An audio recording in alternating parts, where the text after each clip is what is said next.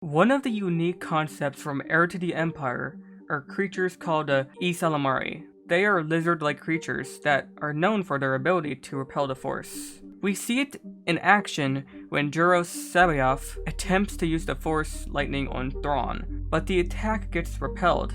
Let's get into how Thrawn explains what the Ysalamiri are. You will now tell me how it was you defeated my attack, C'baoth repeated.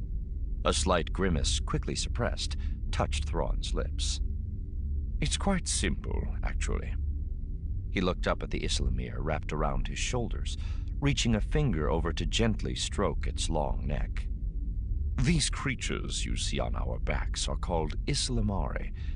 They're sessile tree-dwelling creatures from a distant third-rate planet, and they have an interesting and possibly unique ability. They push back the Force. C'baoth frowned. What do you mean, push it back? They push its presence out away from themselves, Thrawn explained, much the same way a bubble is created by air, pushing outward against water. A single Ysalamiri can occasionally create a bubble as large as 10 meters across. A whole group of them, reinforcing one another, can create much larger ones. So at face value, the Ysalamiri are able to repel the Force by merely pushing the Force away from themselves.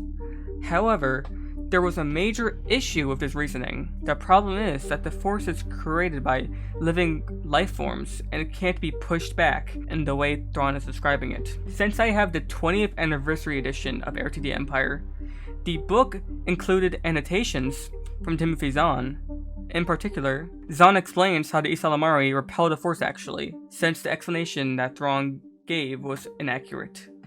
What's actually happening, and we'll see it in action later, is that the Ysalamiri simply suppress the level of the Force to something below the threshold that Jedi can access.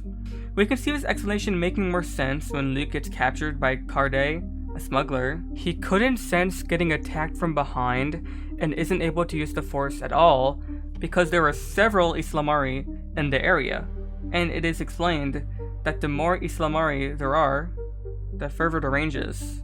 The reason we haven't seen Ysalamiri before is because the creatures were relatively unknown and they're hard to get off their trees without killing them. They lived on the planet Mirkur and were on oblio trees, which is where they get their nutrients. It was hard for people to pull them off without killing them. Also, a fun fact, you can see the Ysalamiri sculptures in Star Wars Rebels in Thrawn's office. They may never become canon, but it's a neat callback to the book that introduced Thrawn. I plan to make more videos covering this novel, since it not only is one of the best Legends novels, but Dave Filoni will be taking inspiration from this novel in his movie. That's about it for this video.